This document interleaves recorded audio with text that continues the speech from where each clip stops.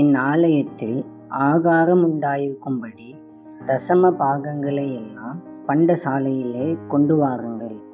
அப்பொழுது நான் வானத்தின் பலகணிகளை திறந்து இடங்கொள்ளாமல் போகும் மட்டும் உங்கள் மேல் ஆசீர்வாதத்தை வர்ஷிக்க மாட்டேனோவென்று அதனால் என்னை சோதித்து பாருங்கள் என்று சேனைகளின் கர்த்தர் சொல்லுகிறார். மல்கியா 3:10. தேவனாகிய கர்த்தர் இந்த உலகில் நமக்கு ஒரு பொதுவான விதியை அமைத்துள்ளார். நாம் எவ்வளவு அதிகமாக கொடுக்கிறோமோ அவ்வளவு அதிகமாக பெறுவோம்.